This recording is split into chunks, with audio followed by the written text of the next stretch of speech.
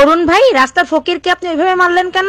মারবো না তাই সুম্মা দেবো? শালারে 10 টাকা খয়রাত দিছি, শালা আমারে বদদুয়া দেয়। তাইলে ঠিক কাজ করছেন। তা কি বদদুয়া দিছিল আপনারে? শালা 10 টাকা পাইয়া কয় আপনার জানি তাড়াতাড়ি বিয়ে হয়ে যায়। আচ্ছা ধরো আমি তোমাকে 1000 টাকা দিলাম, ঠিক আছে ধরলাম, তারপর? এখন আমার 1000 টাকা ফেরত দাও। তাহলে তুমিও ধরো, তোমার 1000 টাকা আমি দিয়ে দিছি। আমি ধরাই বিশ্বাসী না, আগে তুমি আমার টাকা দাও। এই কি হয়েছে তোমার, মন খারাপ কেন? ডাক্তার বলছে আমি আর বেশি দিন বাঁচবো না। বলো কি, তোমাকে ছাড়া তো আমিও বাঁচবো না। আমি তো অসুস্থ, তাই মারা যাব। তুমি কেন মরবা? এত খুশি মনে হয় আমি সহ্য করতে পারবো না। টেনশন করো না, মরার পর তোমার ঘাড় আমিই মটকাবো।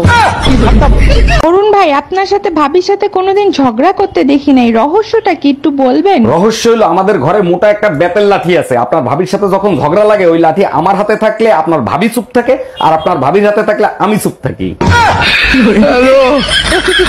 এই সত্যি করে বলো, কালকে রাত্রে ওরকম ঘুমের ঘরে হাসতেছিলে কেন? ঘুমের ঘরে মানুষ হাসে কখন? যখন ভালো স্বপ্ন দেখে তখন। সেটাই তো জানতে চাচ্ছি, কি স্বপ্ন দেখে ওইরকম হাসতেছিলে? কি জানি স্বপ্ন দেখছিলাম, মনে পড়ছে তোমারে বাপের বাড়ি দিয়ে আসছি তখন।